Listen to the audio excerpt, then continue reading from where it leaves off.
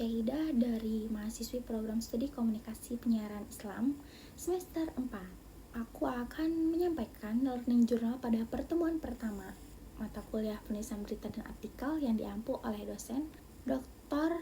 Pak Adi Kusuma, SIKOM MSI.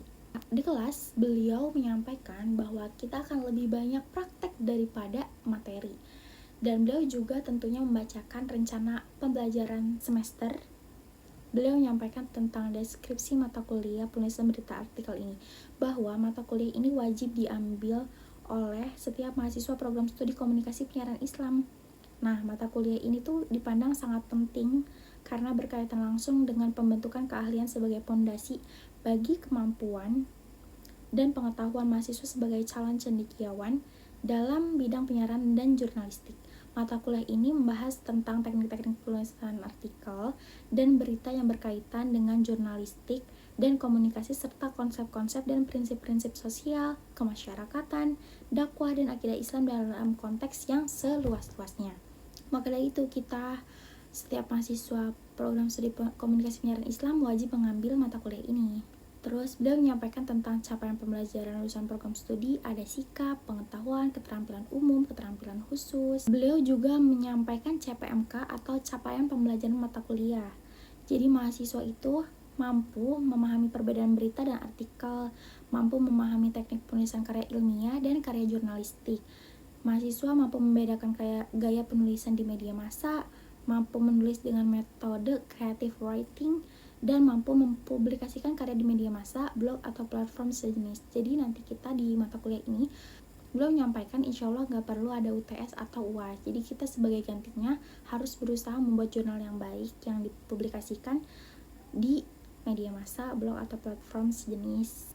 Juga kita setiap pertemuannya harus membuat learning journal yang mana harus diupload di Classroom.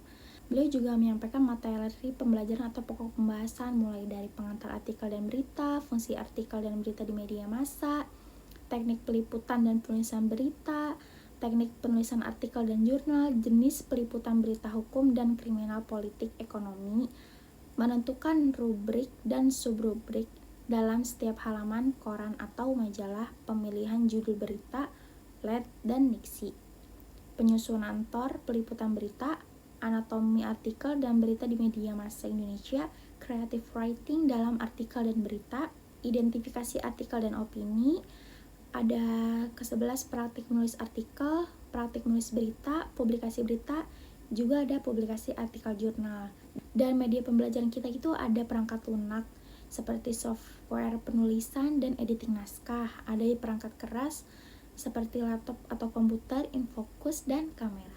Juga ada tugas mingguan, ada berupa learning journal ini, ada tugas-tugas praktikum pada setiap materi penulisan berita dan artikel baik individu maupun kelompok. Juga ada pengumpulan tugas ditetapkan sesuai jadwal yang telah ditetapkan. Jadi kita harus mengikuti aturan perintahnya jika mau nilai kita aman. Sekian dari saya pada learning journal pertemuan kali ini. Saya Rifa Syahidah, sekian, terima kasih.